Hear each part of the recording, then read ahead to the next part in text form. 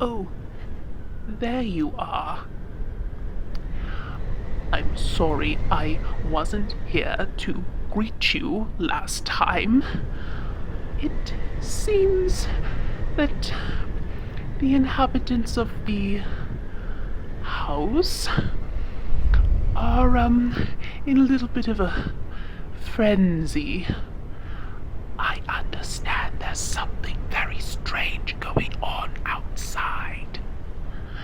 But as I've never really been outside lately, I don't know what it could be.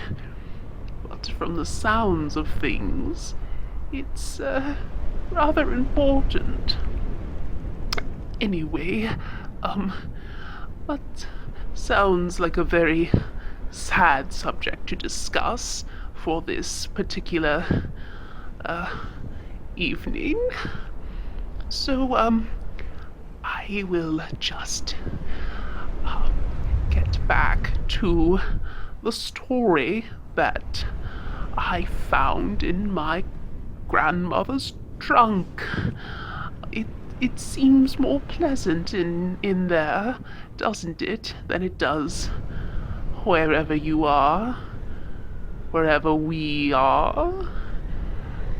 Anyway, um, maybe don't come so close this time, but put on your listening ears, won't you? I think I have a story for you. Kissing Tulips, Part 4.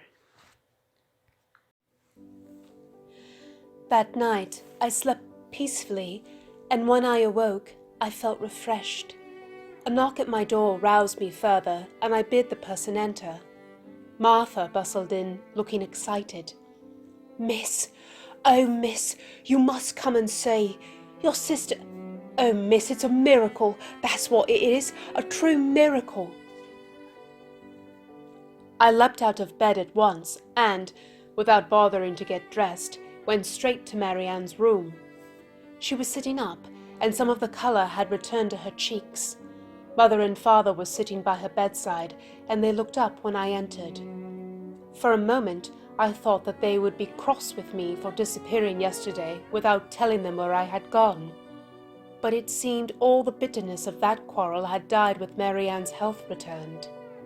As for Marianne herself, she smiled and held out a hand to me. I rushed to her side and gripped her so tight I was certain I had crushed her bones. Tears slid down my cheeks, and I ducked my head so Mother and Father wouldn't see. I wanted to ask her a million questions, but didn't want to be overheard. No one must know what I had done.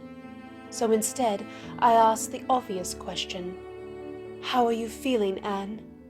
"Your sister is just fine," Mother replied, her voice sounding strange, and her nose was red, as if she also had been crying. "Aren't you, dear?" "Yes, Mother, I feel worlds better," Marianne replied. I looked at Father. He looked relieved by the change in Marianne's health, but something around the eyes told me he wasn't so sure she was cured yet. "See, I told you from the beginning there was nothing to worry about," Mother said, addressing me personally. I opened my mouth to argue, but Marianne squeezed my hand, and I immediately fell silent. "Well," Mother said, rising from her chair, "I'm sure the two of you will want to talk. Heaven knows Lydia has barely left your side since you've taken ill, Anne. Come along, Arthur. We will let the girls alone for a little while." Father followed Mother out the door, but seemed reluctant to leave my sister's bedside. I couldn't really blame him, since yesterday he had been told that Marianne would be dead come morning. But he left in silence, and we were at last alone. Turning to her, I wasted no time and proceeded to ask her the questions I had been yearning to ask ever since Martha had come to fetch me this morning. I said nothing of my encounter with the Baron, for fear of upsetting her, and listened with rapt attention as she answered me. "It was very strange," she said. "The whole time I was sick, I felt as if my body were not my own, as if I were floating on a thick cloud of mist, from which I could never stop walking through. I dreamed, too, the most horrible, vivid nightmares." She paused and touched her temple for a moment, as if it had pained her. "Are you well, Anne?" I asked. "Yes, Liddy, quite well. What was I saying? Oh, yes, I was going to tell you about my nightmares, but now I don't think I want to. They're too horrible to relate, Liddy, and I'm not sure if I remember most of them." "Tell me what you remember," I urged. "Well, I was wandering through that thick fog I was telling you about. Something was chasing me.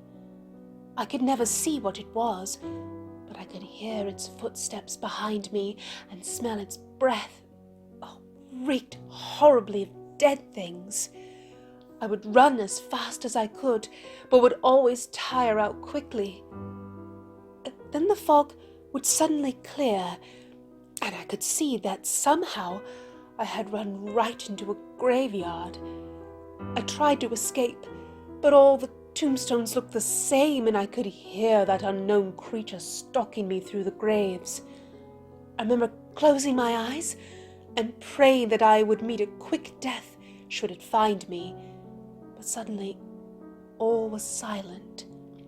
I opened my eyes, and I would be awake in this room, but feeling so tired and drained. I think I saw you sleeping once, but you didn't hear me when I called out, and inevitably I would be pulled back into unconsciousness, and the nightmare would start all over again." Mary Ann buried her face in her hands and began to weep softly. I reached up and stroked her hair. "It's all right, Anne. You're safe here with me. It was just a nightmare, and it can't touch you." She seemed to calm at that, and the rest of the afternoon we spent in her bedroom, talking and laughing and making plans for when she would be well enough to go visit Liam's grave. "No one has laid any flowers on it, you know," I told her. "I wonder what sort he would have preferred," Mary Ann wondered aloud. "Tulips, I'm sure. Liam always did seem to have a fondness for tulips." The day wore on, and we continued to talk. But as night began to cast its inky blackness on the streets outside, a sort of change began to occur in Mary Ann. Every so often she would stop talking and glance frantically towards the window, as if she had heard something. The third time she did this, I asked her what was wrong, but she said nothing, only that she thought she had heard the scuffling of a mouse by the window. I went to check, but there was nothing. By the time the clock chimed, it was now 7:15, and the rosy blossom that had coloured Mary Ann's cheeks had faded to a chalky white, and her fidgeting had increased. She turned to me at one point with terror in her eyes, and said in a small voice, "Liddy, there is something I must tell you, something I did not remember until the darkness began to fall. You must listen to me very closely, and don't scoff at what I have to tell you." Her words frightened me, but I listened with rapt attention. "When the light is drained from the sky and night falls, you must promise me that if I die, you will make sure that I am dead." Fear trickled down my spine like cold water, and I took her hand. It was very cold. "What are you saying, Anne? You're not going to die. You're perfectly healthy now, and you're only going to get better." She shook her head violently and gripped my hand so tight it hurt. "Promise me, Lydia. You must promise me this, or I will do something drastic, I swear. If I die, you must use any means necessary to make sure I don't stir from my coffin." I couldn't speak at first. The desire to scream and the restraint it took not to had closed my throat up. Finally, I was able to choke out a feeble, I promise." Marianne's hand relaxed on mine, and she seemed contented. "Good," she said, and nestled herself amongst the pillows. Slowly, I rose from where I sat and went to make a cup of tea from the tray Martha had brought up earlier. As I stirred the sugar and cream into my cup, I noticed the bottle of sleeping pills that had been left on the tray. Martha must have put them there just in case. I reached for the bottle and emptied 2 capsules into Mary Ann's tea and stirred until both were dissolved. Returning to her bedside, I touched her hand, and she opened her eyes to look at me. "You didn't eat anything today, so you must at least drink some tea before you sleep. It'll calm your nerves and chase all those bad dreams away." Marianne stared at the cup as if she had never seen anything quite like it. "I'm not thirsty for tea." Her reaction was strange, but I refused to relent, and after much coaxing, she finally took the cup and drained it, wincing only slightly at the bitter taste. Within seconds, her eyes began to get heavy, and sleep won her over at last.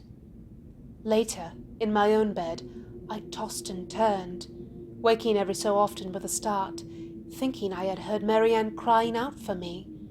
But the house was still, and the only sound was the gentle ticking of the clock. I settled down once more and tried to sleep, but my rest was fitful and remained so for the rest of the night.